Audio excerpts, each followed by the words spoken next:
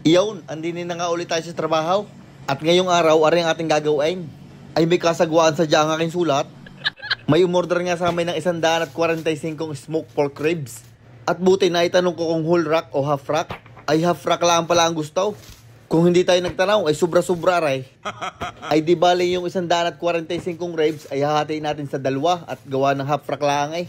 Eh di 72 at kalahati ay gawin natin 73 para may pang-ulam. Gagamit din tayo na rin, yellow mustard. At saka rin ginawa kong rub para sa ribs. Gagamit din pala tayo ng paper towel.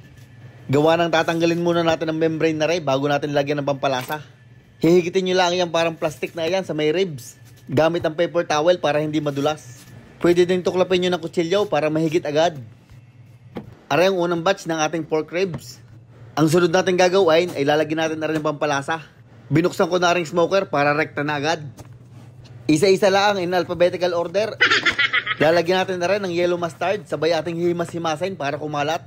Pagkatapos na ako, naiari ng rub. Buburburan nyo lang ang ilalim at saka ring ibabaw. Basta ang importante ay malagyan lahat ng parte. At ipipwesto na natin din sa smoker. Yellow mustard nga pa lang ang ginagamit kong binder. Pero pwede din naman tika kung wala kayo na rin. Aring rub naman ay maglagay lang kayo ng tig-siyam na daan at 45 piraso sa magkabilang panig.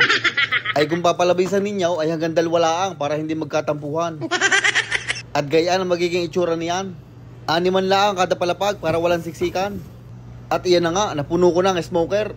Bali ari 6 na palapag. I-times nyo lang sa 6 uli ay di 30 sa ice. Pagkagaling ko nga rin sa math. At yung pangalawang batch ay gagawin natin 30 sheet para sakto sa bilang. Ay kahit bilangin nyo pa, sakto iyaw.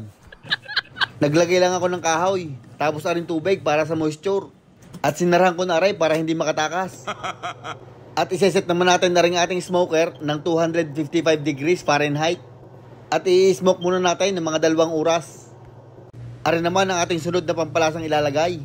Meron tayo diyang pure honey, asukal na pula, butter at saka aring barbecue sauce. Gagamit din tayo ng foil, basta sa tamang paraan. At pagkalipas nga ng 2 oras, ay binuksan ko na aray. Pinalpasan ko na yung mga usok para mangamoy na agad din eh. Ang una ko munang kinuha ay yung unang palapag. Nilagay ko lang sa tray at sinarahan ko muna yung smoker. Garna yung ating sunod na gagawin. Sa foil, maglagay lang ng asukal na pula. 3 pirasong butter. Kaunti na rin pure honey. Bagos aring barbecue sauce. Mga 2 kutsara laang. Sabay atin nang ipapatong aring pork ribs. At naglagay lang ako ng kaunting barbecue sauce bago natin na sasarhan. Ang pagbabalot na rin ay para lang nagbabalot ng Shanghai. Basta isasara nyo din yung magkabilang dulo. Ginagarni ko rin para mas malasa at juicy ang ating pork ribs. Para kahit maramihan na rin, ay masarap pa rin yung ating ihahain sa customer. At pag nabalot na natin yung unang palapag, ay ibabalik na natin na rin sa kanyang selda. At yan ay sunod-sunod laang hanggang maubos ninyo hanggang baba. Yung mga nabalot na natin ay lulutuin natin ng mga 1.5 oras hanggang 2. At habang iniintay natin maluto yung unang batch, ire-ready ko na rin pangalawang batch. Tinanggalan ko na rin ng mga membrane. Lalagyan na lang ulit natin na rin ng yellow mustard at saka aring rub. Are, story time. Kung bakit ako nagluluto na rin. Yung aming customer ay may malaking event. Tapos umorder sila sa amin ng pork ribs, hilaw. Sila daw magluluto. Eh di sabi namin ay sige, kaming bahala. Ay baga nung malapit ng event ay tumawag. Ika-cancel daw nila ang order at hindi kayang lutuin, napakarami. Bay hindi kami pumayag at gawa ng na-order na eh. Ay di ang napagkasunduan ay kami magluluto. Dadagdagan na lang daw nila ang bayad. At iyon ang istoryahe. Balik tayo din sa ating pinapausukan. Nung nakalipas nga ang 1.5 oras, ay binuksan ko na arit, aahunin na. Hindi ko na isinagad ng 2 oras. Gawa ng ari, iinitin pa nila sa kanilang oven bago ihain. At sila na din na magpuputol-putol na rin. Ay mabisyo na pag ako pa. Habang mainit pa aring smoker at nausok-usok pa, ilalagay ko na rin ating second batch. Alam na pag uwi, sasabihin niya amoy usok ko na naman. Ay kaysa amoy kilikilay. Gayon din, padali natin din sa pangalawang batch. I-smoke natin na rin ng 2 oras. Tapos babalutin at i-smoke ulit ng mga 1.5 oras.